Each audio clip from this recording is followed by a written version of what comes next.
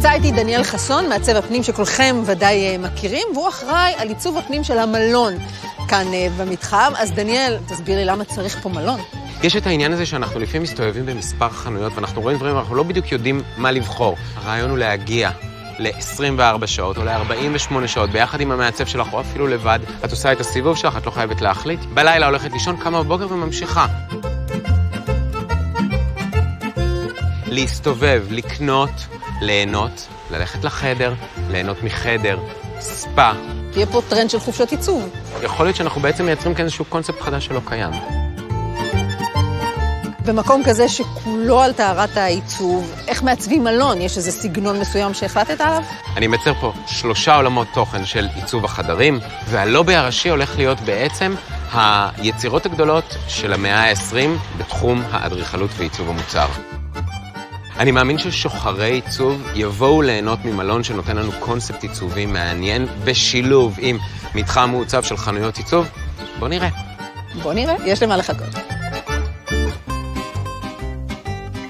נמצא איתנו קאיד אבו עייש, מהבעלים ומנכ"ל חברת הבנייה אבו עייש, עם אלפי מתחמי קניות שהם בנו בישראל.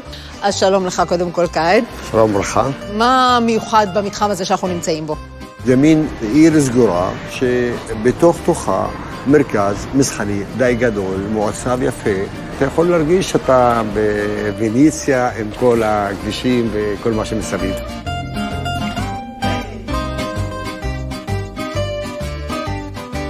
בשפה פשוטה, מה מיוחד בצורת הבנייה למקום כזה? העוצמה של הבניין עצמו, צורת התכנון, אם ניקח דוגמת הקשתות פה, יש פה מעל אלפי קשתות שיש להם דקורציה מסוימת שיובאה מחול, ואנחנו עושים את זה הכי טוב שאפשר.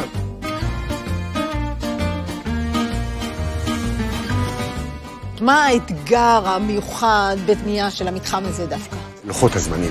גודל עם סגנון כזה הכי יפה, הכי מושלם, ב-12 חודשים. ואתה נבנה משהו שהוא גם סגור ומצד שני הוא פתוח. כבישים, שבילים, מתכננים עכשיו בית מלון פה. זה פשוט אתה מסתובב בתוך עיר ולא בתוך בניין. כבוד לי להיות חלק מהפרויקט הזה, זה פרויקט ייחודי שאין כמוהו עד היום. יש פה מרכז עיצוב שהולך להכיל את כל המותגים במתחם למטה הולכים להיות מסעדות. הכל מרוכז במקום אחד, ומלון עם קונספט עיצובי אחר.